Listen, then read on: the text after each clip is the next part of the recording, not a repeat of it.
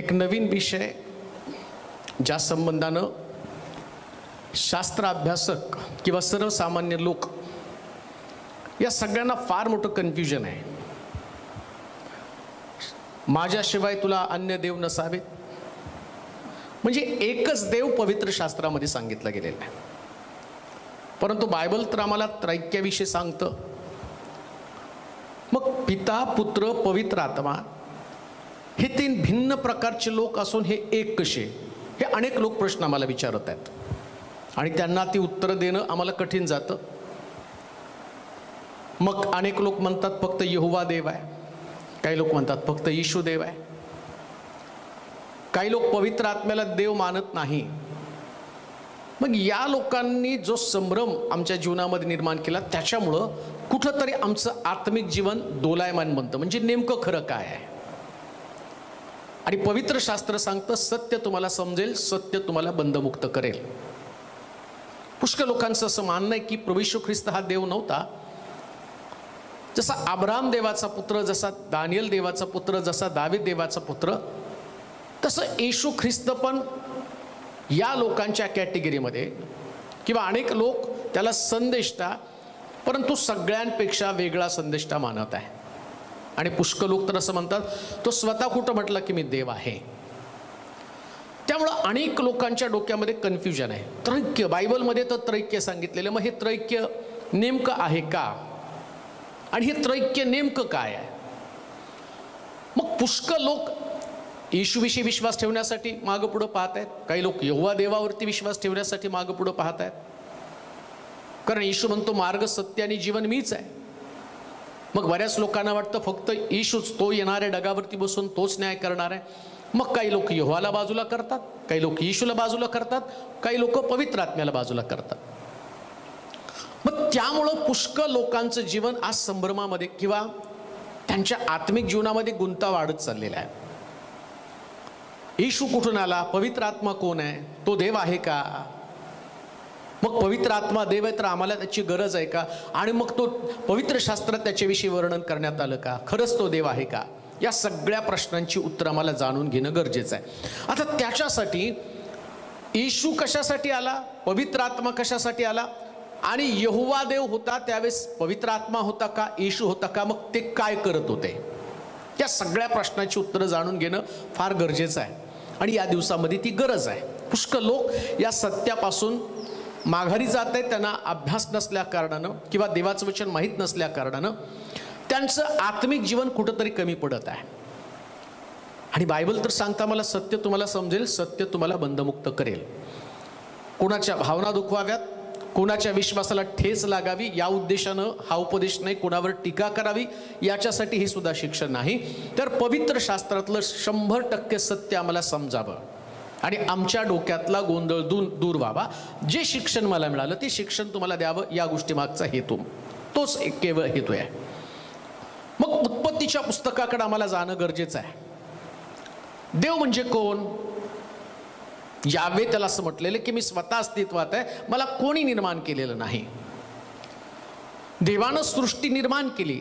मग सृष्टी निर्माण करत असताना आता येशू ख्रिस्त तर 2021 वर्षापूर्वी तो या जगामध्ये आला. 2021 वर्षापूर्वी म्हणजे प्रभू येशू ख्रिस्ताच्या जन्मानंतर आणि इसवी सन मोजायला सुरुवात झाली, म्हणजे 2021 वर्षापूर्वी तो जन्माला आला. म्हणजे येशूचा जन्म पाहिला तर आम्ही 2021 वर्षापूर्वी, मग त्याच्या अगोदर तो कुठं होता, हा प्रश्न पण आम्ही स्वतःला पण विचारला पाहिजे, बायबलला पण विचारला पाहिजे, आणि मग त्याच्याविषयी आम्हाला जाणून घेणं गरजेचं आहे. मग उत्पत्तीच्या पुस्तकामध्ये आपण जाऊया आणि देव ख्रिस्ताविषयी काय बोलत आहे. आता देव आहे हे तर सगळ्याला माहिती आहे. मग त्याची अनेक प्रकारची नाव आहेत, यहोवा निसी आहे, पण मेन मुख्य जे नाव आहे तो यावे देव. मी जो आहे तो आहे, मला कोणी निर्माण करत नाही, मला कोणी नष्ट करू शकत नाही, मी आहे तो आहे, हा तो देव आहे. मग या देवानं सगळं जग निर्माण केलं, प्रत्येक वस्तू त्यानं निर्माण केली. परंतु निर्माण करत असताना तो एकटा होता का, एकट्यानंच देवानं जग निर्माण केलं का. मग ख्रिस्ताचं कार्य, पवित्र आत्म्याचं कार्य, येशू जगामध्ये कशासाठी आला, त्याला देवानं पाठवलं का. मग पवित्र आत्मा देव असताना तो कुठं होता, या सगळ्या प्रश्नाची उत्तरं जाणून घेणं फार गरजेचं आहे. उत्पत्तीच्या पुस्तकाच्या पहिल्या अध्यायाच्या 26 वचनाकडे आपण प्रथम जाऊया. उत्पत्तीचं पुस्तक त्याचा पहिला अध्याय आणि त्याचं 26 वचन. मग देव बोलला आपल्या प्रतिरूपाचा व आपल्याशी सदृश असा आपल्याशी सदृश असा मनुष्य आपण करू. पहा, आता सृष्टी निर्माण करताना देवानं एकट्यानं सृष्टी निर्माण केली तर देवाला चर्चा करण्याची गरज नसती. देव त्या ठिकाणामध्ये काय म्हणत आहे, चला आपण आपल्यासारखा. आता हे अनेक वचनी आहे, तेवढं तर ग्रामर कोणाला पण कळतं, कोणाला तरी आणि समजतं की अनेक वचने म्हणजे कोणतरी तिथं आहे. मग कोण होतं तिथं? सृष्टी निर्माण करता देवानं एकट्यानं सृष्टी निर्माण केली. कोणाबरोबर त्याने चर्चा केली? मग देवाला स्वर्गामध्ये पत्नी होती का? देवाला पत्नी नव्हती. पत्नी असती तर हे आमच्या स्वर्गातील बापा म्हणत असताना येशू म्हटला असता हे माझ्या स्वर्गातील माते. म्हणजे देवाला पत्नी नव्हती हे तर क्लिअर आहे. देवानं कुठं त्याचा उल्लेख केलेला दिसत नाही आम्हाला. 10 आज्ञेमध्ये पण त्याच्या संबंधानं कुठंच बोललं गेलं नाही. पुत्रा संबंधानं बोलताना पुष्कळ ठिकाणामध्ये त्या गोष्टीचा उल्लेख करण्यात आला. मग देवानं जर समजा त्याला पत्नी असती तर तिचा उल्लेख केला असता. तो असं म्हटलं असतं की चल ग आपण जाऊन जग निर्माण करू, पण तसं त्या ठिकाणामध्ये वर्णन करण्यात आलं नाही. मग तो होता आणि तो त्याच्याबरोबर जे व्यक्ती होते त्या ठिकाणात त्यांच्याशी चर्चा करतो. कोण ती व्यक्ती आहे? शास्त्र सांगतं ती प्रभू येशू ख्रिस्त व्यक्ती आहे. आणि सृष्टी मला वाटतं इब्री लोकाच्या पत्रामध्ये आणि दुसऱ्या अध्यायाच्या 4 पासून 10 पर्यंतच्या वचनाकडे आपण जाणार आहोत. त्याच्याद्वारे सर्व काही निर्माण झालं. इब्री लोकाचं पत्र 2रा अध्याय आणि त्याचं 4 पासून 10 पर्यंतची वचन आपण वाचणार आहोत टप्प्याटप्प्यानं. म्हणजे आम्हाला कळेल की येशू, पिता, पुत्र, पवित्र आत्मा हे 3 किती महत्वाचे लोक आहेत आणि त्या त्रैक्यावर आमचा विश्वास असणं किती गरजेचं आहे. तो म्हटला, देव म्हटला चला आपण आपल्या सदृश मनुष्य निर्माण करू. म्हणजे मानव निर्माण करताना देवानं कुणाबरोबर तरी चर्चा केली. मग कोणाशी चर्चा केली हे इब्री लोकाच्या पत्रामध्ये तुम्हाला सापडेल. इब्री लोकाचं पत्र 2रा अध्याय 4 पासून काही वचनं. त्यांच्याबरोबर देवाने सुद्धा चिन्हे अद्भुते व नाना प्रकारचे पराक्रम करून आणि आपल्या इच्छेप्रमाणे पवित्र आत्म्याची दाने वाटून देव साक्ष दिली. आम्ही ज्या भावी जगाविषयी बोलत आहोत ते त्यानं देवदूतांच्या अधीन ठेवलं नाही. तर एका ठिकाणी कोणी अशी साक्ष दिली आहे मर्त्य मानव तो काय की तू त्याची आठवण करावी. अथवा मानवपुत्र तो काय की तू त्याला दर्शन द्यावे. तू त्याला देवदूतांपेक्षा किंचित काल कमी केले आहे. तू त्याला गौरव व थोरवी यांनी मुकुटमंडित. आता येशू संबंधानं बोललं. कुणाला देवदूतांपेक्षा किंचित कमी केलं? येशू ख्रिस्ताला. पहिल्यांदा देव स्वतः निर्माण आहे आणि देवानं देवदूत निर्माण केले. देव आत्मा आहे, देवदूत पण आत्मेच आहेत. कारण त्याने असं म्हटलं, त्याने आपले सेवक आत्मे या संबंधाने देवदूतांसंबंधानं म्हटलं. देवदूत हे आत्मे आहेत आणि या आत्म्यांना निर्माण करत असताना आत्मा आत्म्याला जन्म घालतो. उत्पत्तीच्या पुस्तकाच्या पहिल्या अध्यायामध्ये जर तुम्ही बघितलं तर प्रारंभी आत्मा जलाशयावर तळपत होता, तो देवाचा आत्मा होता. म्हणजे देव स्वतः एक आत्मा आहे. आणि म्हणून येशू ख्रिस्त सुद्धा म्हणतो ना, त्याचे उपासक त्याची उपासना आत्म्यानं आणि खरेपणानं करतील. म्हणजे देव आत्मा असल्या कारणानं त्याला आत्म्यातल्या उपासनेची गरज आहे. थोडं मी टप्प्याटप्प्याने तुम्हाला सांगेल. मग हे देवदूतांपेक्षा किंचित कमी तर मानव आहे. मग येशूला देवदूतांपेक्षा किंचित कमी करण्याचं कारण काय? त्याचं उत्तर तुम्हाला त्या ठिकाणामध्ये दिसेल. मी तुम्हाला जी गोष्ट सांगत आहे की स्वर्गामध्ये देव बोलला, तो आपल्या सदृश्य मनुष्य निर्माण करावं. कोणा संबंधानं तो बोलला? कोण आहे क्रिएटर? कोणाबरोबर त्यानं विचार विमर्श करून आणि सृष्टी अस्तित्वात आणली. ज्या त्रैक्याविषयी आम्ही जाणून घेत आहोत, हे त्रैक्य बायबल मधलं नेमकं काय? येशू देव आहे का? पवित्र आत्मा देव आहे का? आणि या तीन भिन्न व्यक्ती असताना ते एक कशा असू शकतात याची जाणीव करून घेण्यासाठी हे शास्त्र भाग वाचणं आम्हाला गरजेचं आहे. काय लिहिले वाचत? त्याला देवदूतांपेक्षा म्हणजे येशूला देवदूतांपेक्षा किंचित कमी केलं. मानव हा देवदूतांपेक्षा किंचित कमी आहे. देवदूतांची ताकद मानवापेक्षा जास्त आहे. पुढे वाचा. तू त्याला देवदूतांपेक्षा किंचित काल देवदूतांपेक्षा किंचित काल कमी केले आहे. तू त्याला गौरव व थोरवी यांनी मुकुटमंडित केला आहे. आणि तू आपल्या हाताच्या कृत्यांवर त्याला नेमले म्हणजे येशूला नेमलं आहे. हा, तू सर्व काही त्याच्या अधीन त्याच्या पायाखाली ठेवले आहे. सर्व काही त्याच्या अधीन ठेवले आहे. म्हणजे त्याच्या अधीन ठेवलेलं नाही असे काही राहू दिले नाही. परंतु सर्व काही त्याच्या अधीन ठेवले आहे. असे अजून आपल्या दृष्टीस पडत नाही. हे खरे देवाच्या कृपेने प्रत्येकाकरिता मरणाचा अनुभव घ्यावा म्हणून ज्याला देवदूतांपेक्षा किंचित कमी ते हे 10 पर्यंत तो येशू मरण सोसल्यामुळं गौरव थोरवी यांनी मुकुटमंडित केलेला असं आपण पाहतो. कारण ज्याच्यासाठी सर्व काही आहे व ज्याच्याद्वारे सर्व काही आहे त्याने पुष्कळ पुत्रांना गौरवात आणताना त्याच्या तारणाचा जो उत्पादक त्याला दुःख सहनाच्या द्वारे परिपूर्ण करावे हे त्याला उचित होते. देवाला काय उचित वाटलं? येशू ख्रिस्ताला या जगामध्ये पाठवावं. पिता, पुत्र आणि पवित्र आत्मा, त्याच्याविषयी मी तुम्हाला सांगत आहे. देव बोलला आपण आपल्या सदृश्य मनुष्य निर्माण करू. कुणाशी बोलला? स्वतःशी बोलला का? आपण आपल्या म्हणजे अजून कोणतरी सृष्टी बनवताना अस्तित्वात होतं. आणि आता मी इब्री लोकांच्या पत्रामध्ये पाहिलं की त्या ठिकाणामध्ये वचनात असं लिहिलं, त्याच्याद्वारे सर्व काही निर्माण झालं. म्हणजे निर्माण करताना त्याच्या तुल्य, त्याच्या जवळचा असा कोणीतरी होता की ज्याच्याशी देव चर्चा करत आहे. मग कोण अशी देव चर्चा करत आहे? कोण व्यक्ती त्या ठिकाणामध्ये हजर होती? आणि असं लिहिलं त्या ठिकाणामध्ये, देवानं जगावर एवढी प्रीती केली, आपला एकुलता एक पुत्र देऊन टाकला. कशासाठी? त्रैक्य म्हणजे नेमकं काय? त्रैक्यातलं ऐक्य काय? देव निर्माता आहे, सृष्टीचा मालक कोण आहे? देव आहे. आता निर्माण करून, जसं आम्ही पाहतो की अंबानी हा रिलायन्सचा मालक आहे, परंतु अंबानी जो कंपनीचा मालक आहे तो स्वतः कंपनीमध्ये प्रोडक्शन करत नाही. मग त्याचे 3 प्रकार आहेत. एक मालक आहे, दुसरं मॅनेजमेंट डिपार्टमेंट आहे आणि तिसरं प्रोडक्शन डिपार्टमेंट आहे. मग आता मॅनेजमेंट डिपार्टमेंट वेगळं केलं आणि प्रोडक्शन डिपार्टमेंट वेगळं केलं तर रिलायन्स कंपनीला काही अर्थ राहत नाही. मालकाला फक्त प्रॉफिट पाहिजे.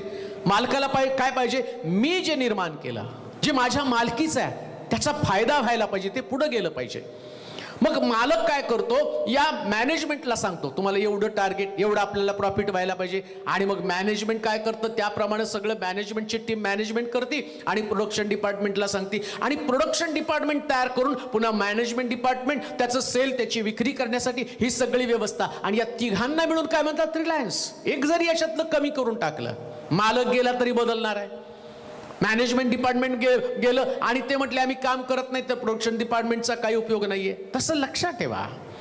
याला ऐक्य म्हटलेलं. या तिघांमधलं ऐक्य कोणतं? हे तिघं मिळून जे काही प्रोडक्शन तयार करतात, हे तिघं मिळून जो काही व्यापार करतात ना, या तिघांना मिळून रिलायन्स कंपनी म्हटलेली आहे. रिलायन्स म्हणजे नुसतं मुकेश अंबानी नाही. रिलायन्स म्हणजे नुसतं प्रोडक्शन डिपार्टमेंट नाही, तिथले असणारे मोठे अधिकारी नाहीत. या सगळ्यांचं युनिटी असल्याशिवाय त्यांच्या प्रोडक्टला मार्केट व्हॅल्यू नसती. तसं या ठिकाणामध्ये पिता, पुत्र आणि पवित्र आत्मा या त्रैक्याचं. आता पिता निर्माण करत आहे, तो मालक आहे सृष्टीचा. त्यानं चर्चा कुणाबरोबर केली? प्रभू येशू ख्रिस्ताबरोबर चर्चा केली. तो म्हटला आपण आपल्या सदृश्य मनुष्य निर्माण करू. लक्षात घ्या, बायबल मधलं त्रैक्य ज्या दिवशी तुम्हाला समजेल ना, ही प्रत्येक व्यक्ती किती महत्वाची त्यात तुम्हाला लक्षात येणार आहे. आणि मग त्यानं काय केलं? चला आपण आपल्या सदृश्य मनुष्य निर्माण करू. इब्री लोकांच्या पत्रात म्हटलं त्याच्याद्वारे सगळी सृष्टी निर्माण झालेली आणि तो त्या ठिकाणामध्ये अस्तित्वात होता आणि बनवला देवानं मनुष्य. आता देव जे निर्माण करतो त्याला नष्ट करण्याचं काम लुसिफर करतो. लुसिफर करतो योजना आहे, त्याच्यामध्ये पण ऐक्य आहे, त्याच्यामध्ये पण ट्रिनिटी आहे. एक लुसिफर आहे, त्यानंतर आम्ही पाहतो की खोटा संदेष्टा आहे, त्यानंतर आम्ही पाहतो दुरात्मे आहेत. पण त्यांच्यात पण ट्रिनिटी आहे, त्यांच्यात पण त्रैक्य आहे. मग लुसिफर काय करतो? देवाच्या निर्मितीला नष्ट करण्याचं काम करतो. मग देवाच्या निर्मितीला नष्ट करण्यासाठी इकडं प्रभू येशू ख्रिस्त एक मध्यस्थ आहे आणि तो मध्यस्थ निर्मितीला सांभाळण्याचं काम करत आहे. आणि दिलेली निर्मिती त्याच्यामध्ये त्याचं व्हॅल्युएशन वाढावं याच्यासाठी पवित्र आत्मा काम करत आहे. इकडं खोटा संदेष्टा काय करतो? जसं येशू ख्रिस्त तारण देतो ना, तसा खोटा संदेष्टा तारण काढून घेतो. दुरात्मे काय करतात? इकडं पवित्र आत्मा जो त्रैक्यामधला तिसरा देव आहे आणि तो पवित्र आत्मा काय करतो? लोकांना सुटका देतो. तिकडं दुरात्मा काय करतो? लोकांना बंधनामध्ये टाकतो. इकडं पवित्र येशू ख्रिस्तानं दिलेलं तारण इथं मी पाहिलं की प्रभू येशू ख्रिस्ताला या देवदूतांपेक्षा देवाने कमी केलं आणि सृष्टीमध्ये पाठवलं, जगामध्ये पाठवलं. पाठवण्याचा हेतू काय? निर्माण केलेला मनुष्य बिघडला. इंजिनियर तुम्हाला माहिती का, एखाद्या वस्तूमध्ये किंवा एखाद्या गाडीमध्ये जर फॉल्ट निघाला, एखाद्या मशीनमध्ये जर फॉल्ट निघाला ना, ज्या व्यक्तीनं ती मशीन बनवली किंवा ज्याला माहिती होतं ती मशीन कशी बनवली, तो इंजिनियर तिकडं पाठवला जातो. तसं देवानं सृष्टी निर्माण केली, मानव निर्माण केला, हा माणूस बिघडला, आता त्याला इंजिनियरची गरज आहे. मग देव स्वतः तर येणार नाही, कारण तो स्वतः प्रोडक्शनचा इन्चार्ज आहे तो, आणि त्याच्या हाताखाली टेक्निशियन्स आहेत. मग ते टेक्निशियन कोणते? मग येशू ख्रिस्त हा टेक्निशियन आला. येशू ख्रिस्त आणि स्वर्गातनं आला. बायबल काय सांगतं? देवानं त्याला पाठवलं. कशासाठी? वाच बरं ते वचन. कशासाठी पाठवलं इब्री लोकांच्या पत्रामध्ये? कारण ज्याच्यासाठी सर्व काही आहे, सर्व काही आहे. त्याच्या अगोदरची वचन तू त्याला 5-6 पासून आम्ही ज्या भावी जगाविषयी बोलत आहोत ते त्यानं देवदूतांच्या अधीन ठेवले नाही. देवदूतांच्या अधीन ठेवलं नाही, तर एका ठिकाणी कोणी अशी साक्ष दिली आहे. मर्त्य मानव तो काय? तू त्याची आठवण करावी. अथवा मानवपुत्र तो काय की तू त्याला दर्शन द्यावं. तू त्याला देवदूतांपेक्षा किंचित कमी, देवदूतां म्हणजे येशूला देवदूतांपेक्षा किंचित कमी केलं. पुढे आहे, तू त्याला गौरव व थोरवी यांनी मुकुटमंडित केले आहे. आणि तू आपल्या हाताच्या कृत्यांवर त्याला नेमिले आहे. या येशूचं जगामध्ये नेमकं कार्य काय? कोणी एकाने मला प्रश्न केला, मग येशू ख्रिस्त 3 दिवस कबरेमध्ये होता, तुम्ही तर म्हणता एकच देव आहे, मग येशू 3 दिवस मेल्यानंतर स्वर्गातलं आणि आता जर एकच देव आहे तर काम ठप्प व्हायला पाहिजे.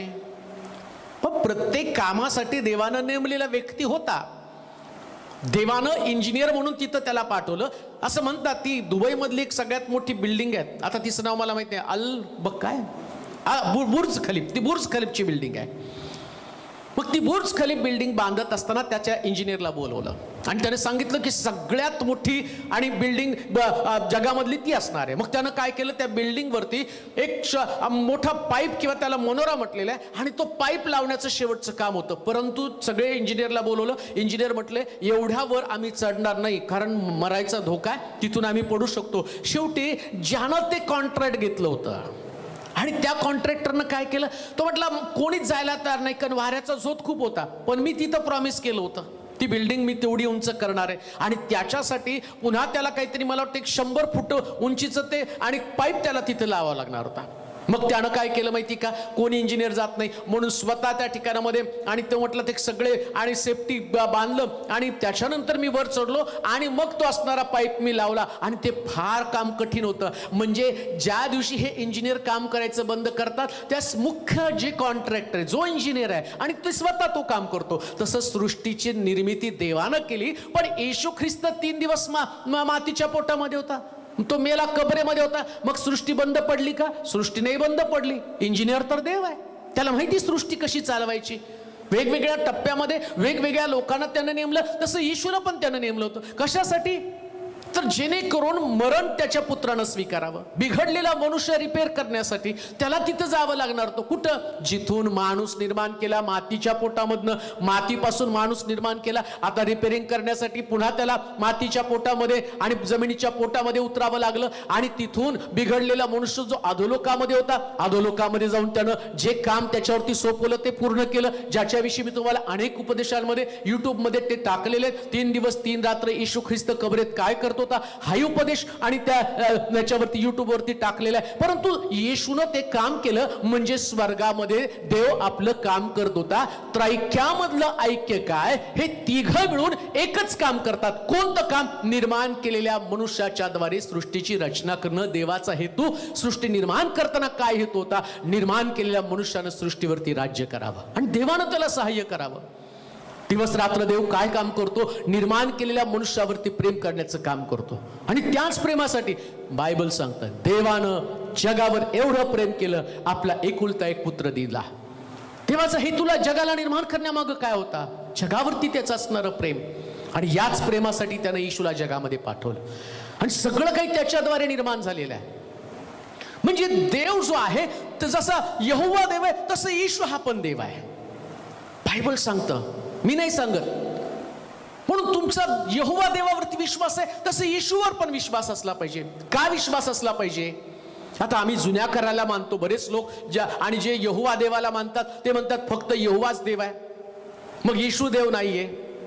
मग आम्हाला पवित्र शास्त्रातली पुस्तकं तर आमच्याकडे आहेत. चला नव्या करातली पुस्तकं 27 पुस्तकं कॅन्सल करा, बाकीची जुन्या करातली पुस्तकं वाचूया. त्याच्यामध्ये काय सांगितलेले बघूया. त्या पुस्तकामध्ये काय उल्लेख केलेला आहे ते तर आम्हाला माहीत करून घेणं गरजेचं आहे.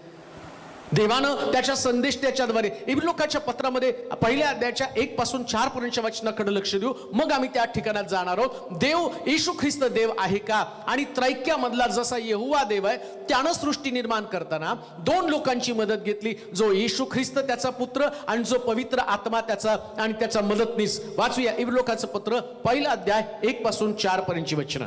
देव प्राचीन काळी अंशांशानं व प्रकारानं संदेश त्याच्या द्वारे आपल्या पूर्वजांशी बोलला. तो ह्या काळाच्या शेवटी पुत्राच्या द्वारे आपल्याशी बोलला आहे, आपणाशी बोललेला आहे. त्याने त्याला सर्व गोष्टींचा वारीस करून, सगळ्या गोष्टींचा वारीस करून ठेवलं आणि त्याच्याद्वारे त्याने विश्व निर्माण केले.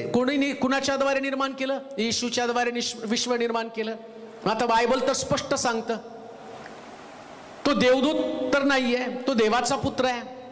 देवानं जगावर एवढी प्रीती केली, आपला एकुलता एक पुत्र देऊन टाकला.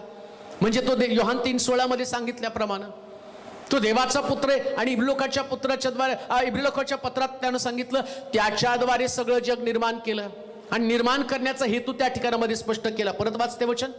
तो ह्या काळाच्या शेवटी पुत्राच्या द्वारे. याच्या अगोदर यहोवा देव काय होता? येशू ख्रिस्त येण्याच्या अगोदर यहोवा देवानं संदेष्टांचा वापर केला. वेगवेगळे संदेष्टे जगामध्ये होते, त्यांच्याद्वारे देव बोलत होता. देव स्वतःचं दर्शन देत नव्हता, मोशेला पर्वतावर बोलून त्याच्याशी देव बोलत होता. मग एवढं देवानी त्यांना दर्शन दिलं, मोशेनं त्यांचं नेतृत्व केलं, तांबडा समुद्र दुभांगला, अरण्यामध्ये त्यांना लावे पक्षी खायला दिले. मग लोकांमध्ये काय बदल झाला का? संदेष्टांनाच त्यांनी मारलं ना, संदेष्टांचाच त्यांनी घात केला. त्यांनी परत मूर्त्या बनवल्या, पर्वत त्याच्या भोवती नाचायला लागले. ज्या गोष्टी देवाला पसंत नाही त्या गोष्टी ते करत राहिले.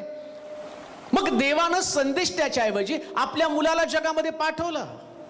येशू ख्रिस्त येण्याच्या अगोदर देव आपलं काम सेवकांच्या द्वारे, त्याच्या संदेष्टांच्या द्वारे, जसं यशया, इर्मया, मोशे, एलिया, अलिशा अनेक प्रकारचे संदेष्टे होऊन गेले. या संदेष्टांच्या द्वारे देव त्यांच्याशी बोलला. याच्या अगोदर तर बागेमध्ये देव स्वतः येऊन आम्ही पाहतो की त्या आदामाशी बोलत होता. आणि तिथं सुद्धा आम्ही पाहतो शिळोप्याचा वारा सुटत होता आणि वारा म्हणजे सुद्धा तो आत्मा आहे. आणि देव शब्दाच्या द्वारे आदामाशी बोलत असताना तो शब्द म्हणजे प्रभू येशू ख्रिस्त आहे. प्रत्येक ठिकाणं देवानं आपलं त्रैक्य दाखवलेलं आहे, त्रैक्याचं अस्तित्व दाखवलेलं आहे. देव येताना ती मंजुळ वारा आणि तो शिळोप्याचा वारा आल्यावर देवाच्या अस्तित्वाची जाणीव निर्माण होती. आज पण आम्ही पाहतो ज्यास पवित्र देवाचं काम एका ठिकाणात व्हायचं तर पवित्र आत्म्याच्या उपस्थितीची गरज आहे. आणि नुसतंच पवित्र आत्म्याच्या उपस्थितीची गरज नाही, तर त्या ठिकाणामध्ये येशूच्या नावानं पित्याकडे प्रार्थना करावी लागते. कारण शास्त्र काय सांगतं, सगळ्याचं वारीस येशू ख्रिस्ताला करून ठेवलेलं आहे. आम्हाला वाटतं त्या पद्धतीने होत नाही. देवानं जग निर्माण केलं, पण वारीस मात्र प्रभू येशू ख्रिस्ताला बनवलेलं आहे, त्याच्या अधीन जग करून ठेवलेलं आहे. आणि निर्मिती होत असताना या निर्माणकर्त्यानं सगळ्या गोष्टीची तरतूद करून ठेवली आणि त्या तरतुदीप्रमाणे जग चालतं. हे आमच्या विचाराप्रमाणे चालत नाही. कुठंतरी आमच्या विचाराला आम्हाला खंडित करावं लागतं, कुठंतरी आमच्या विचारांना आम्हाला बदलावं लागतं. काही चुकीची शिक्षण घेऊन आम्ही जगामध्ये तशीच चालत असतो आणि त्याचा परिणाम एकंदरीत आमच्या विश्वासाच्या बाबतीमध्ये एक प्रकारची कमतरता येते. आम्ही संभ्रमामध्ये थांबतो आणि त्यानंतर आम्ही पाहतो की आमचा विश्वास पण कमी बनतो. परंतु इथं असं लिहिलं, वाच बरं ते वचन परत एकदा. देव प्राचीन काळी अंशानं व प्रकाराप्रकारानं संदेष्ट्याच्या द्वारे आपल्या पूर्वजांशी बोलला. तो ह्या काळाच्या शेवटी पुत्राच्या द्वारे आपल्याशी बोलला आहे. त्याने त्याला सर्व गोष्टींचा वारीस, सगळ्या गोष्टींचा वारीस करून ठेवले आहे. आता वारीस कुणाला बनवतात? जो मुलगा आहे त्याला वारीस बनवतात. साधं तत्व आहे. जास्त खोला तिकडे जाऊन तुम्हाला फिरण्याची गरज पण नाही आहे. त्यानं वारीस आपल्या पुत्राला बनवून ठेवलेला आहे. म्हणून तर बस येशू ख्रिस्त स्वतः म्हणतो, माझ्या नावानं पित्याकडे तुम्ही जे काही मागाल ते तुम्हाला मिळेल, कारण तो वारीस आहे.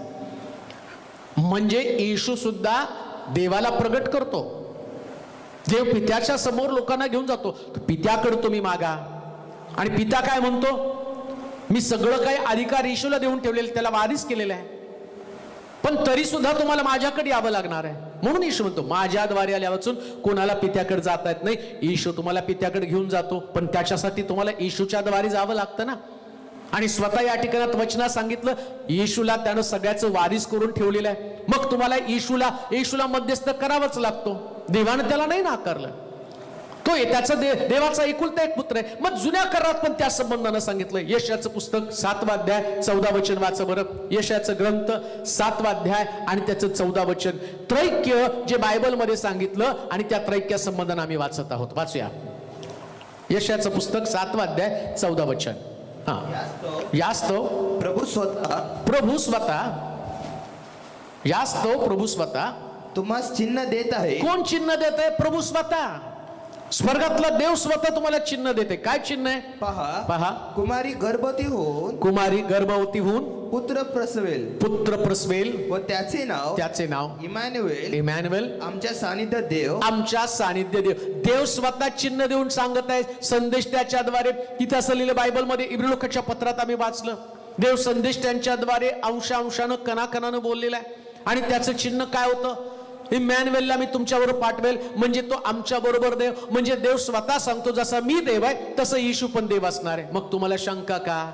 आणि जर येशू देव आहे तर पिता पण देव आहे, मग त्याच्याविषयी पण तुम्हाला डाऊट असता कामा नये. मग काही लोक नुसतं येशूच देव, काही लोक म्हणतात यहोवा देव. परंतु लक्षात घ्या, येशू पण देव आहे आणि यहोवा पण देव आहे. सृष्टीचा मालक यहोवा आहे आणि अधिकार दिला कुणाला? येशूला. जसं बाप गादीवरती बसल्यावर तो काय करतो माहिती का? सगळं पॉवर ऑफ ॲटॉनॉमी मुलाच्या नावावर करतो, पण बाप सत्ता सोडत नाही. बाप तिथं त्या ठिकाणामध्ये थांबतो. मग मुलगा त्या ठिकाणामध्ये आम्ही काय करतो? चेक साईन करण्यासाठी तो मुलगा चेक देतो आणि म्हणतो बापाची सही घेऊन या. मग त्या बापाच्या सहीने सँक्शन होतं, पण त्याच्यासाठी मुलाकडे तरी यावं लागतं ना. बापाकडे डायरेक्ट चेक घेऊन जाता येत नाही. तसं माझ्याद्वारे तुम्हाला जे काही पाहिजे तुम्ही माझ्याद्वारे त्या ठिकाणामध्ये येशूकडे यायला पाहिजे. मग स्वतः देवानं चिन्ह दिलं, त्यानं सांगितलं येशूला देव म्हणून मी या जगामध्ये पाठवत आहे, तो माझा मुलगा आहे. मग तुमच्या डोक्यात शंका का? येशू देवाचा पुत्र नाही, येशू संदेष्ट आहे. आणि कुठंतरी करून आणि तुम्हाला दिशाभूल केली जाते. परंतु शास्त्र जर टप्प्याटप्प्यानं वाचलं तर तुम्हाला तो कळतो. मानव म्हणून येण्यामागची धारणा काय? इब्रिलोकाच्या पत्रामध्ये आम्ही वाचली की त्याच्याद्वारे मरण जे आहे ते मनुष्याला, जे मरण आहे त्या मरणाचा स्वीकार त्यानं करावा. बिघडलेल्या मनुष्याला रिपेरिंग करायचं देवाचं प्लॅन, आणि तो इंजिनियर म्हणून त्या ठिकाणामध्ये आला. आणि शास्त्र सांगतं या पद्धतीनं देवानं आपल्या पुत्राचं स्वरूप त्या ठिकाणामध्ये सांगितलं आणि तो म्हटला जसा मी देव आहे तसं येशू पण देव. इमॅन्युएल म्हणजे आमच्या बरोबर राहणारा देव. आता हे सगळं सांगितलं तरी लोकांना असं वाटतं येशूनं म्हटलं पाहिजे मी देव आहे. येशूनं म्हटलं पाहिजे मी त्या ठिकाणामध्ये देव आहे. त्यानं कुठं सांगितलं मी देव आहे?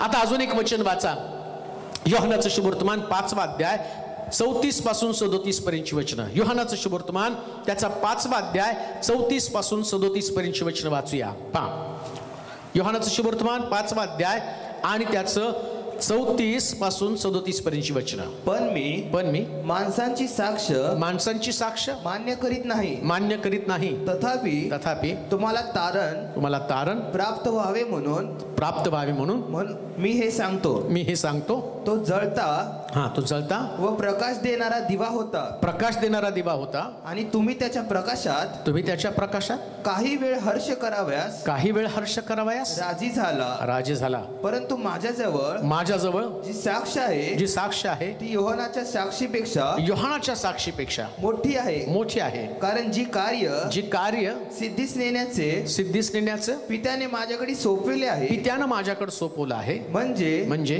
जी कार्य मी करतो तीच माझ्याविषयी साक्ष देतात की पित्याने मला पाठवले आहे. आणखी ज्या पित्याने मला पाठवले आहे त्यानेच माझ्याविषयी साक्ष दिली आहे. तुम्ही त्याची वाणी कधीही ऐकली नाही. आता येशू म्हणतो की ज्या कामासाठी पित्यानं मला पाठवलं आणि माझं काम माझ्याविषयीची साक्ष देतात.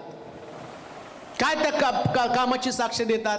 देव निर्माता आहे, देव सगळं काही निर्माण करू शकतो. जसं आम्ही पाहतो, मोशेला देवानं सांगितलं की तू जा त्या फारो समोर, काठी उगार, त्यानंतर पाण्याचं रक्त होईल. बेडकाच्या पिढा पाण्याचं रक्त त्या ठिकाणामध्ये झालेलं आहे. येशू ख्रिस्त सुद्धा काना गावामध्ये आल्यावर आता जसं यहोवा देवानं मोशेच्या द्वारे ते करून ठेवलं, दाखवून दिलं, तो त्याच्याबरोबर ती काठी त्याच्याबरोबर होती, काठीच्या द्वारे ते चमत्कार घडले. आता स्वतः काठीच काना गावामध्ये आली आणि काना गावामध्ये द्राक्षरस संपल्यावर येशू म्हटलं, रांजण, दगडी रांजण पाण्यानं काठोकाठ भरा. मग पाण्यानं काठोकाठ भरल्यावर जसं इथं आम्ही पाहतो मिस्रामध्ये या पाण्याचं रक्त झालं, तसं नव्या करामध्ये प्रभू येशू ख्रिस्त स्वतः त्या ठिकाणामध्ये पाण्याचा द्राक्षरस बनवतो. तो म्हणतो मी चिन्ह केलं. आता या 5व्या अध्यायामध्ये त्या ठिकाणी तो म्हणतो, आता तर काना गावात मी लग्न लावलं आणि त्या लग्नाला मी हजर होतो, मी चिन्ह करून दाखवलं तुम्हाला, पाण्याचा द्राक्षरस केला, तरी तुमचा माझ्यावरती विश्वास नाही, तरी तुमच्या डोक्यामध्ये संभ्रम आहे. बरं, माझं सोडा, मी माझ्या तोंडाने काही सांगत नाही, लोक पण तुम्हाला सांगतील माणसाचा विश्वास तुमच्या मरोवर नसणार आहे, पण देवाचा तर विश्वास तुम्ही ठेवायला पाहिजे ना. स्वतः देव माझ्याविषयी खात्री देतो आणि या ठिकाणामध्ये आम्ही पाहतो देवानं सुद्धा पुत्राला पाठवताना असंच पाठवलं नाही. एक वचन वाचा म्हणजे त्या ठिकाणात तुम्हाला समजेल. योहानाचं शुभवर्तमान आणि त्याचा 5वा अध्याय त्याचं 19 पासून 26 पर्यंतची वचन वाचा. योहान शुभवर्तमान 5वा अध्याय 19 पासून 26 पर्यंतची वचनं पहा. आता येशू ख्रिस्तानं हे सांगितलं, त्याच्या अगोदर देव त्यांच्याशी बोलला, पण तरी सुद्धा त्यांनी विश्वास ठेवला नाही. योहानाच्या शुभवर्तमानामध्ये 5व्या अध्याय 19 पासून 26 पर्यंतची वचनं. यावरून येशूने त्याला उत्तर दिलं, मी तुम्हाला खचित सांगतो, पुत्र पित्याला जे काही करताना पाहतो त्या वाचून काहीही त्याला स्वतःहून करता येत नाही. कारण जे काही तो करतो ते पुत्रही तसेच करीतो. जे देवानं केलं ते मी करतो.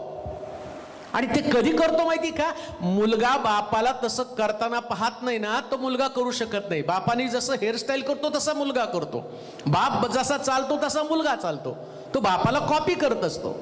मग येशू स्वर्गातनं आला होता, स्वर्गातला देव काय करतो, त्याचं काय काम आहे, तो कशा पद्धतीने कामकाज करतो, कशी सृष्टी निर्माण केली, निर्माण झालेली प्रत्येक वस्तू त्याला कसं आणि चालवायचंय त्याला माहितीये. म्हणून आम्ही पाहतो लाजरस कबरेमध्ये मेल्यावर आणि तो देव स्वतः जीवन असल्या कारणानं आम्ही तिथं पाहतो की त्या ठिकाणामध्ये येशू लाजरसला म्हटलं, लाजरस कबरेतनं बाहेर आहे, आणि लाजरस कबरेतनं बाहेर आला. कारण त्यानं देवानं या येशूला माहिती होतं बाप कसं जीवदान देतो. आदामाच्या नाकपुड्यात श्वास कसा फुंकला, कशा पद्धतीने त्यानं रिपेअर केलं, कशा पद्धतीने आदामाला त्यानं घडवलं, हे येशूनं स्वर्गामध्ये पाहिलं. आणि तो म्हटला, मी पृथ्वी तलावर आलं, बापानं जे केलं ते मी करत आहे. म्हणजे देवाचं स्वरूप त्याच्यामध्ये होतं, तो देव होता, तो देव आहे. आणि मग त्या ठिकाणामध्ये पिता काय त्याच्याविषयी खात्री देतो, वाचा बरं पुढे. कारण पिता पुत्रावर प्रीती करतो आणि स्वतः जे काही करतो ते सर्व त्याला दाखवतो. तुम्हाला आश्चर्य वाटावे म्हणून तो याहून मोठी कामं त्याला दाखवील. कारण जसा पिता मेलेल्यांना उठवून जिवंत करतो तसा पुत्रही पाहिजे त्यांना जिवंत करतो. पिता कोणाचाही न्याय करीत नाही, तर न्याय करण्याचे काम त्याने पुत्राकडे सोपून दिले आहे. यासाठी की जसा पित्याचा सन्मान करतात तसा पुत्राचाही सन्मान. जसं ईश देवाचा सन्मान करताना तसं पुत्राचा पण सन्मान केला पाहिजे. जसं देवाची आराधना करतात तशी पुत्राची पण आराधना केली पाहिजे. आणि देव कोणाचा न्याय करत नाही, तर त्यानं न्याय करणं येशूच्या स्वाधीन केलेलं आहे. जी गोष्ट बोललं त्रैक्य, बायबल मधलं त्रैक्य म्हटलेलं आहे. आणि जी गोष्ट बोललं त्याला दुजोरा दिला गेलेला आहे. शास्त्रामध्ये नियम आम्ही पाहतो की मोशेला त्यानं नियमशास्त्र दिलं आणि नियमशास्त्राप्रमाणे न्याय करायला सांगितला. कोणी चोरी केली तर त्याचे हात तोडायला सांगितले गेले. डोळ्याबद्दल डोळा, दाताबद्दल दात नियम दिलेला आहे. व्यभिचार करताना सापडलं तर दगडाने ठेचून मारावं. पण आता पुत्र आला जगामध्ये. पुत्र आल्याबरोबर स्वरूप बदलून गेलं, त्याला पाठवलं जगामध्ये आणि तो म्हटला न्याय करणं आता मी तुझ्या हातामध्ये सोपवून देत आहे. आणि त्याला माहिती बापाचा न्याय स्वर्गामध्ये कसा आहे. याच्या अगोदर शिष्याने सगळा तसाच न्याय केला. मग या पृथ्वी तलावर आल्यावर त्यानं देवाचं अंतःकरण घेऊन आलेला होता. आणि मग एक व्यभिचार करताना एक स्त्री सापडली आणि शास्त्री पुरुष जे आणि धर्मपंडित होते त्या लोकांनी तिला पकडून आणलं. नियमशास्त्र घेऊन आले आणि शास्त्रात असं लिहिलं. काय लिहिलं होतं? एखादी व्यभिचार करताना स्त्री सापडली तिला दगडावर ठेचून मारावं. आता त्यांनी विचारलं येशूला, काय तुझं मत काय? तो म्हटला पहिला दगड त्यांनी मारावा ज्याने अजूनपर्यंत पाप केलं नाही. आणि मग तसेच दगड घेऊन थांबले. त्याने जमिनीवरती राहायला सुरुवात केली. एक एक करून सगळे निघून गेले. मग तिला विचारलं, बाई तुला कोणी दंड दिला नाही का? कोणी तुझा न्याय केला नाही का?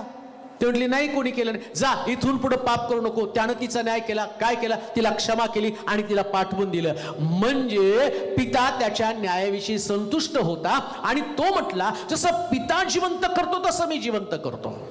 मी माझ्या बापासारखा आहे. मग हे सगळी चिन्ह पाहून तुम्ही माझ्यावर का विश्वास ठेवत नाही? मला लोकांना अनेक लोकांच्या डोक्यामध्ये ज्या शंका आहेत त्या शंकेला हा प्रश्न मला विचारायचा आहे. येशू स्वतः सांगतो माझ्या बापासारखं काम मी करतो. तुमचं नव्या करात तुम्ही वाचता मग तरी तुमच्या डोक्यामध्ये शंका का तुम्ही घुटमळत आहात? का सैतान तुमचं अंतःकरण कठीण करत आहे? उद्धाराचा मार्ग येशूच्या द्वारे पित्यानं जगामध्ये पाठवला. जो कोणी त्याच्यावर विश्वास ठेवत नाही त्याला सार्वकालिक जीवन कधीच मिळू शकणार नाही. सैतानाला तुमचं सार्वकालिक जीवन तुमच्यापासून काढून घ्यायचंय. अनंतकालचं जीवन स्वर्गाचं द्वार प्रभू येशू ख्रिस्त आहे. त्याच्यावर विश्वास न ठेवण्यासाठी आणि फक्त पित्यावरच विश्वास ठेवावा. परंतु पित्याचं आणि एकुलता एक पुत्र तो म्हणतो जसा पित्याचा सन्मान करता तसं तुम्ही माझा सन्मान करा. कान देऊ नये का? जसं तुम्ही यहोवा देवाचा रिस्पेक्ट करता तसं येशूचा रिस्पेक्ट करा. आणि जसं येशूची आराधना करता तसं पित्याची पण तुम्हाला उपासना करणं गरजेचं आहे. प्रार्थना करताना सुद्धा येशूच्या नावानं प्रार्थना करा, पण सादर करताना पित्याला सादर करा. बरेच लोक प्रार्थना करताना पण कन्फ्यूज करत आहे. प्रार्थना पण येशूला आणि येशूच्याच नावानं मागायचं नाही. हो, हे आमच्या स्वर्गातील बापा येशूने प्रार्थना शिकवली. प्रार्थना देवाला करायची आणि येशूच्या नावात मागणी करायची. तो टप्पा ठरलेला आहे.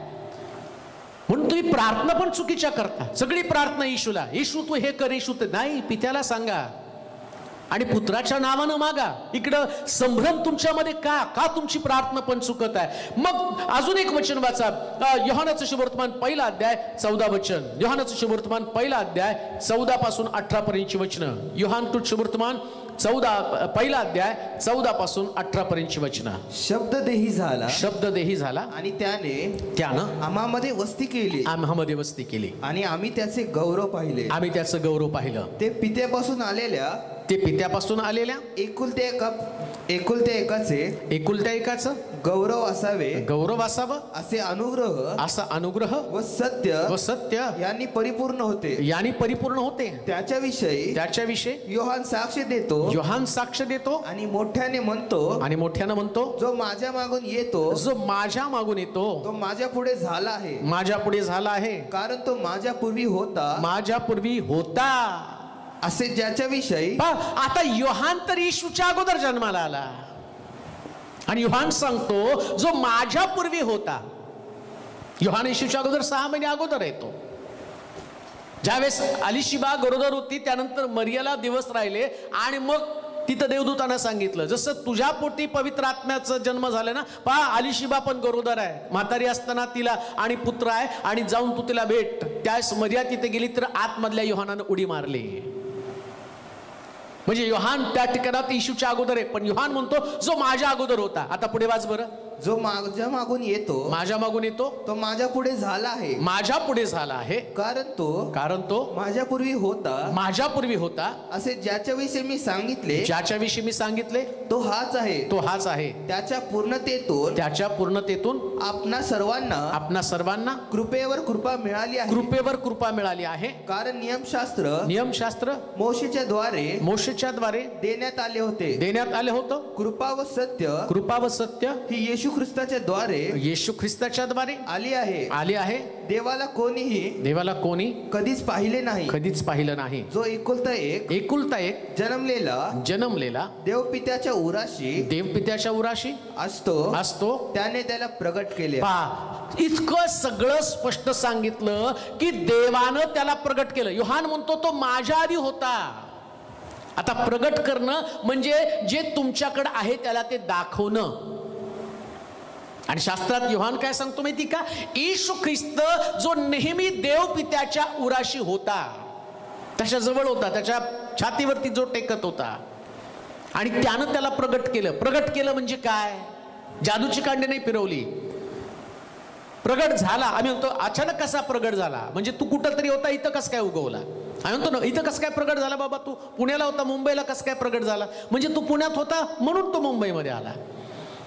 निर्माण करणं, अस्तित्वात येणं वेगळं आणि प्रगट होणं वेगळं, रिव्हील करणं, उघड करणं. तसं येशू स्वर्गामध्ये होता, तो देवाचा एकुलता एक पुत्र होता जे योहान त्याच्या संबंधानं म्हणतो. आणि मग देवाने त्याला प्रगट केलं. त्याला प्रगट करण्याचा हेतू काय, मनुष्याला कृपावर कृपा मिळावी, देवाचा निरोप घेऊन त्या ठिकाणामध्ये यावं. ज्या संदेष्ट्यांनी निरोप आणला त्या निरोपामध्ये त्यांना देवाचं स्वरूप आणि स्वभाव समजला नाही.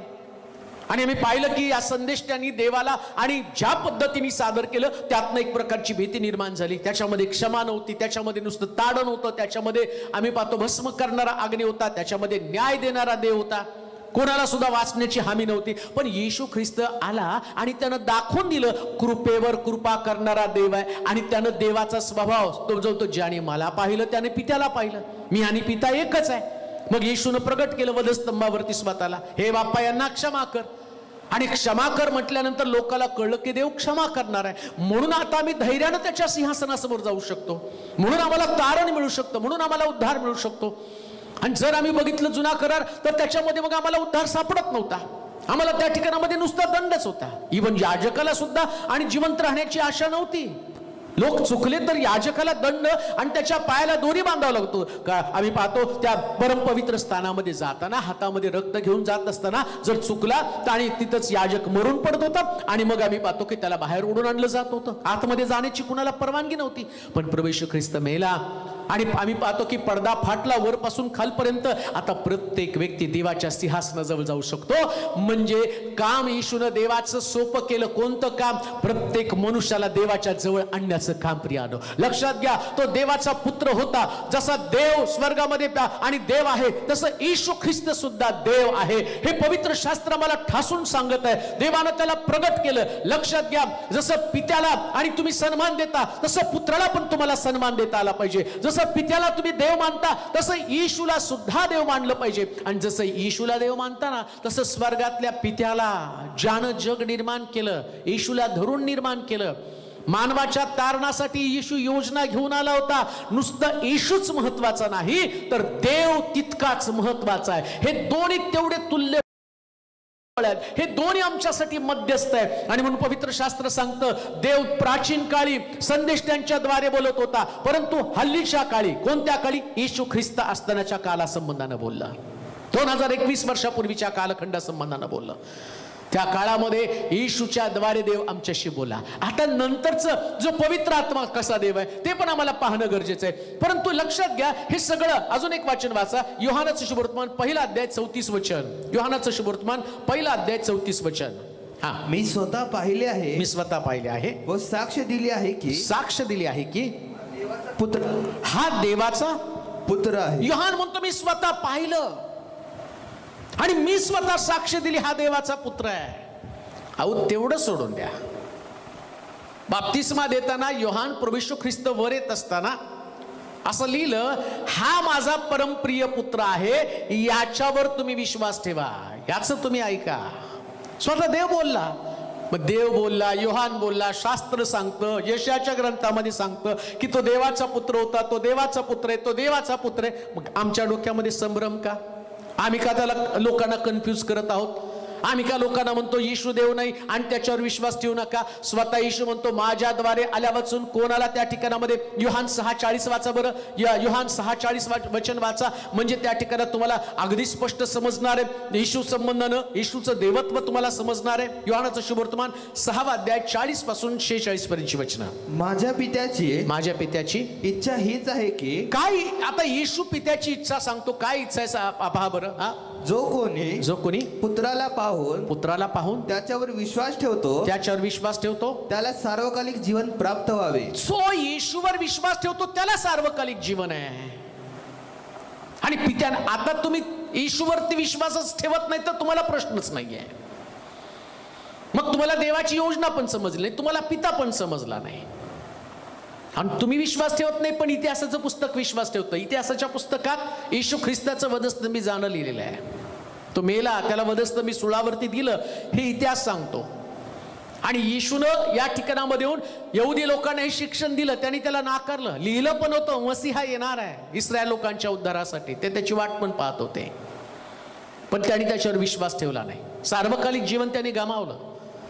आज कित्येक लोकांच्या डोक्यामध्ये तेच आहे, काहीच बायबलची माहिती नाही, पण उगाच आपलं हे खरं का ते खरं, ते खरं का ते खोटं. लोकांच्या तारणाची योजना विसरून गेले आणि नको त्या वादामध्ये, नको त्या सिद्धांतामध्ये लोक अडकून पडलेले आहे. पण खरा सिद्धांत काय सांगितला?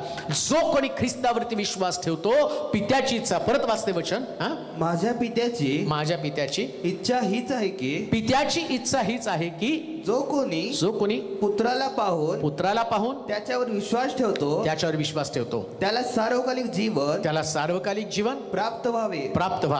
त्याला मीच शेवटच्या दिवशी उठवील.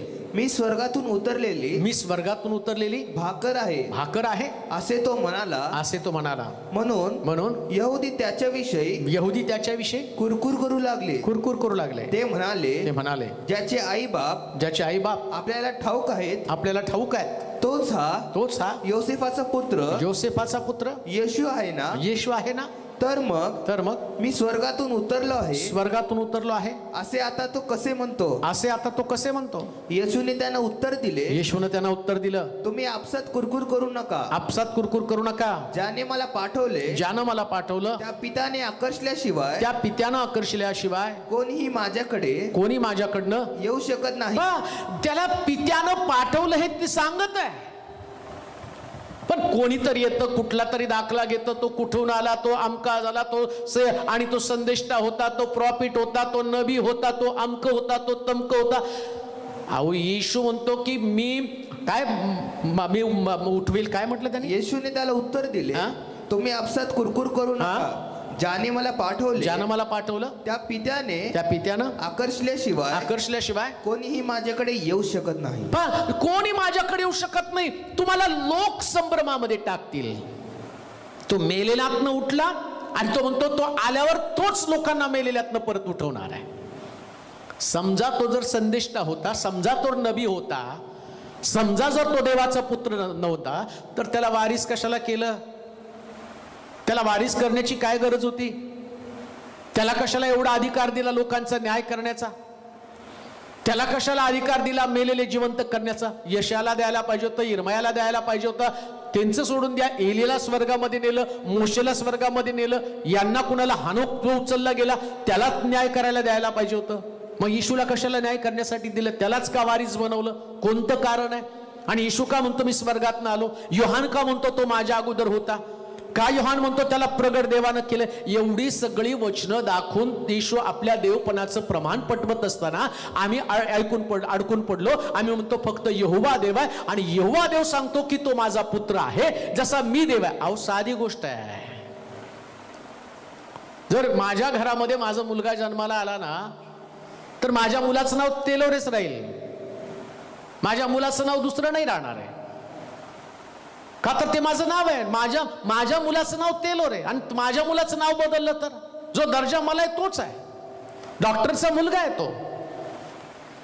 त्याच पद्धतीने आम्ही पाहतो की माझ्या घरात जन्माला आलेला मुलगा जर तेलोरे म्हणून राहतो, तर देव हे त्याचं स्थान आहे, त्याची जागा आहे, तो निर्माता आहे, त्याचे गुण त्याच्यामध्ये आहेत. मग त्याला कसं देवाचं कुळ सोडून दुसऱ्या कुळामध्ये तुम्ही ठेवता? त्याला कसं मानव म्हणता? जन्माला येणारा व्यक्ती मानवाच्या पोटी मानवच जन्माला येतो. मानवाच्या पोटी हत्ती आणि घोडा जन्माला येत नाही. त्याला त्याच वंशामध्ये आणि त्याच योनीमध्ये जावं लागतं, तिथं जन्म घ्यावा लागतो. मग असं कसं होईल? देव त्या ठिकाणामध्ये, तो देव असताना त्याचा पुत्र मानव कसा असेल?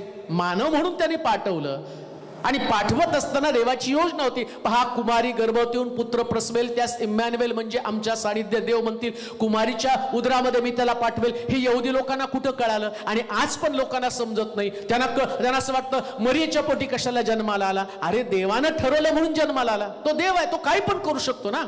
देव ही संकल्पना तुमच्या डोक्यामध्ये येताना त्याला काही पण करता येतं. जो तांबडा समुद्र बांधतो याच्यावर तुमचा विश्वास आहे, तर कुमारीच्या पोटी जन्माला येईल याच्यावर पण तुमचा विश्वास असला पाहिजे.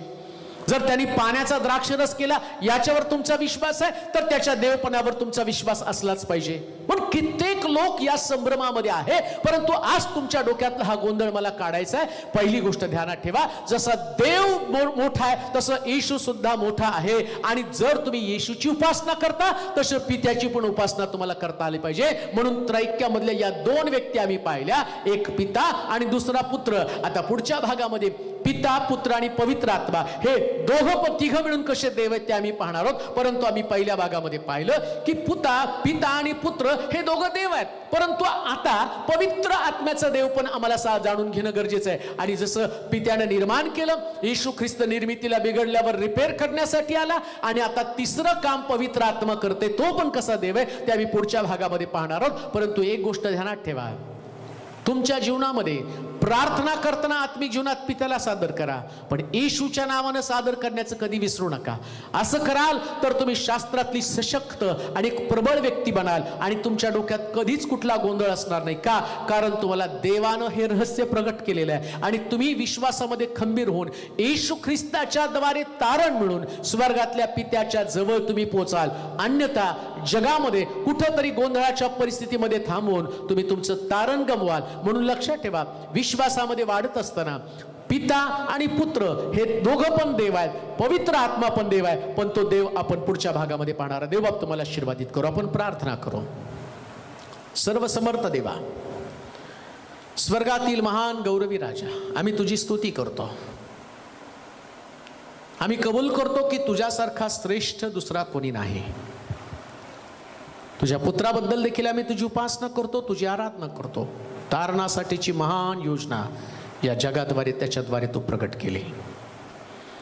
हे पुत्र, आम्ही तुझी स्तुती करतो. पित्याच्या इच्छे खातर या जगातली सगळी आमची बंधनं तोडून आम्हाला तुझ्या जवळ घेण्यासाठी तू आमच्यासाठी आलास. प्रभू, आज ऐकणाऱ्या प्रत्येक व्यक्तीच्या डोक्यातला गोंधळ काढून टाक. त्रैक्यातलं ऐक्य त्यांना समजू दे. पिता पण आहे, पुत्र पण आहे, आणि पवित्र आत्मा पण आहे. प्राचीन काळी देव संदेष्ट्यांच्या द्वारे आमच्याशी बोलला, परंतु प्रभू येशू ख्रिस्त आल्यावर येशूच्या द्वारे तो आमच्याशी बोलला. आता येशू स्वर्गामध्ये गेला आणि पवित्र आत्म्याच्या द्वारे देव आमच्याशी बोलत आहे. हे त्रैक्य समजण्यासाठी आमची अंतःकरणं तू प्रकाशित कर उघाड प्रभूची, आणि आमच्या जीवनातनं तुझं आणि तुझंच गौरव हो दे प्रभू. सगळ्याला बायबलमधलं सत्य समजू दे आणि सगळे लोक पित्याच्या उपासनेसाठी पुत्राचं गौरव करण्यासाठी एकत्र यावेत असं होते. येशूच्या नावात ही प्रार्थना विनवणी केली म्हणून तो ऐक. आमेन.